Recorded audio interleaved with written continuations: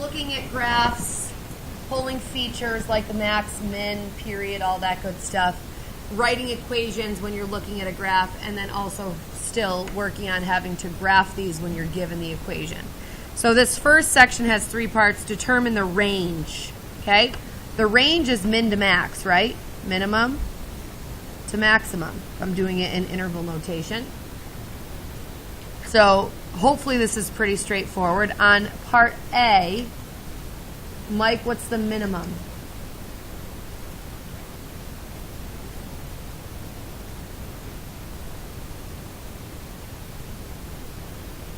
-3, very good. Vince, what's the maximum? 11, very good.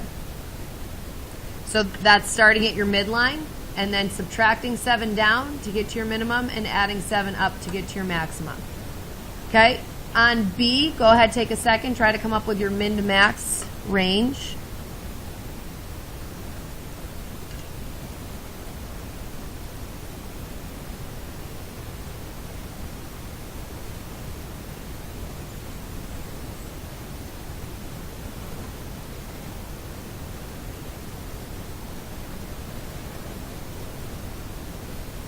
Alexa, what'd you get? -3. Okay, so here to -7. Here would be my hang up with that. Ranges always go smallest to lowest. Or smallest to lowest. That doesn't make sense. Lowest to highest. And you have a low number, and then you've got even lower. So if your midline is 2 and you're going 5 below that, I like the -3. But if your midline is 2 and you're going 5 above that, where's that bring you? +7. Don't let the negative sign, your amplitude is 5 regardless of that negative sign. The negative sign just dictates that you go minimum to minimum when you sketch it as opposed to maximum to maximum. And then the last one, your range on that.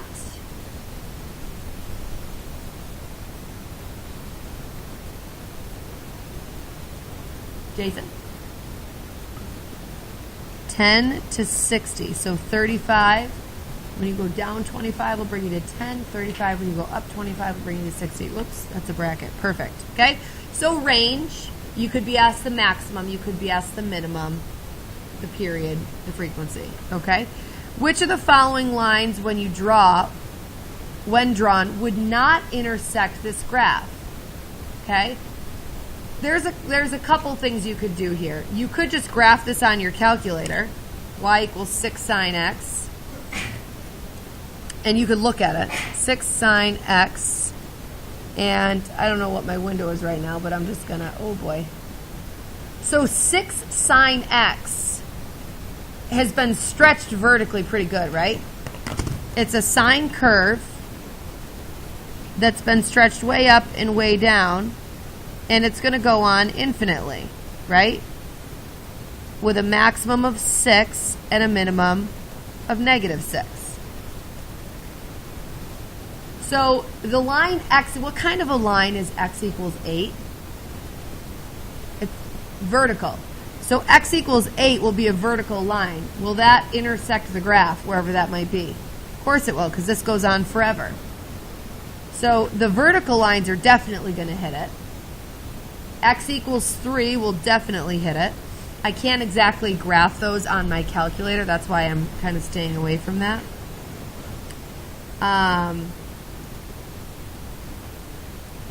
Y = -4. What kind of line is that? Horizontal. And if this is -6, here's -4. Is that going to hit the graph? Absolutely. Y = 9 is also horizontal, but see how that's way too high? That's the one that's not going to hit it. Because this never reaches a y value of 9. Its maximum is 6. Your midline is +0, so your midline is 0 still. We haven't shifted anything, and we're going 6 above 0 and 6 below 0, so how could it ever get to 9? Okie-doke? Just different ways of phrasing questions that you should at this point already be able to answer, but I just am hoping that like the familiarity of seeing them would be helpful. Here's just a multiple choice for the range. So Jack, what's the lowest point this graph is ever going to reach? Jack B, yep.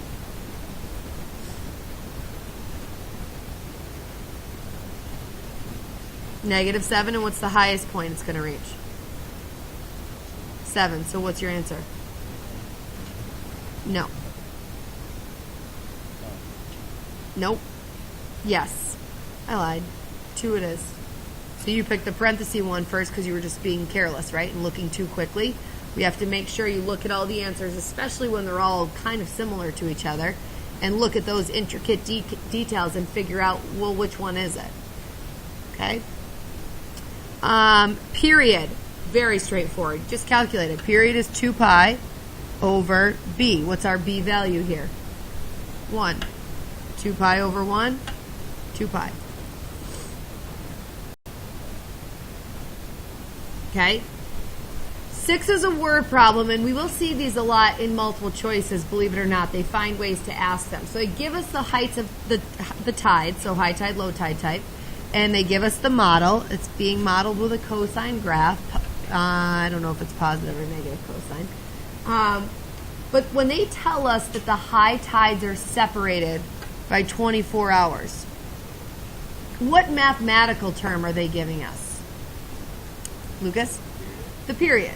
High tides being separated by 24 hours means period is 24.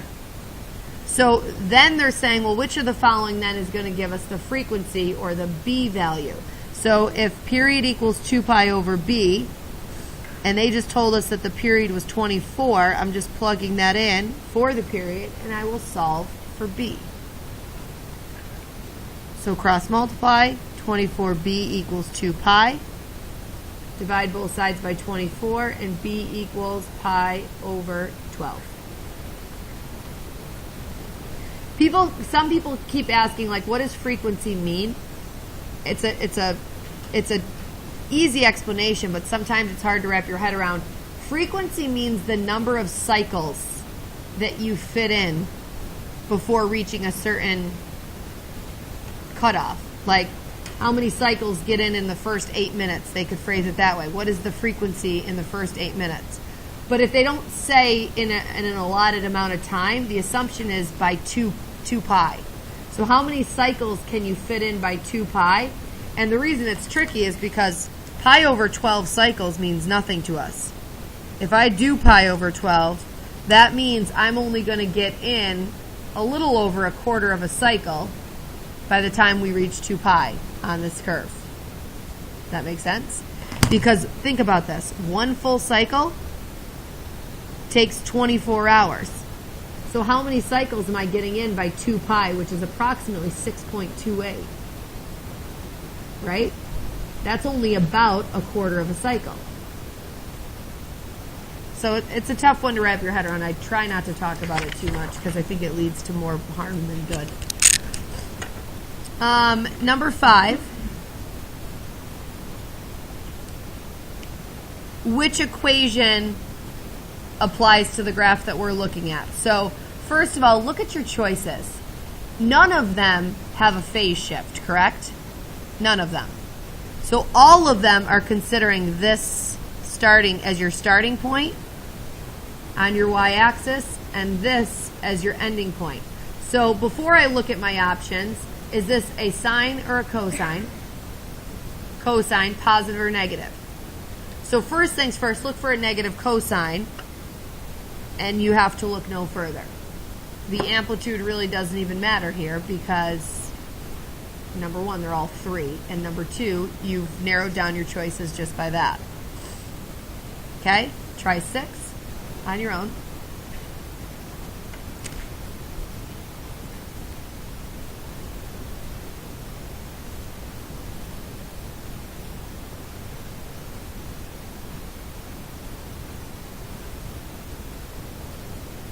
Morgan, what'd you put? 3, very good. It's a positive sign. None of these have a phase shift, so we'll just use our cycle here, positive sign. Now, if there were multiple positive sign options, we would have to look at other details potentially that might differ. Okay. Exercise 8 is a hypothetical. When the period of cosine is divided in half. So let's look at a cosine. And I'll just do a parent graph. So what is the period of the parent graph of cosine? How long does that take? 2 pi. And so what is the frequency of this on the parent graph? How many cycles did I get in by the time I reached 2 pi? 1. Okay? So if I take a period, currently as is, and I cut it in half, which means I'm going to finish the cycle by when? 1 pi. Now what happens to the frequency? How many cycles am I going to get in by the time I reach 2 pi? 2 cycles. So if you take the period and squish it in and cut it in half, that's actually going to double the number of cycles that you're able to fit in. Does that make sense? They kind of have a reciprocal relationship with each other. If you shrink the period, your frequency and the number of cycles you'll be able to fit in goes up. If you extend your period, you're going to get less cycles to fit in. And that's really that backwards nature of your stretch and compression, right? If you have cosine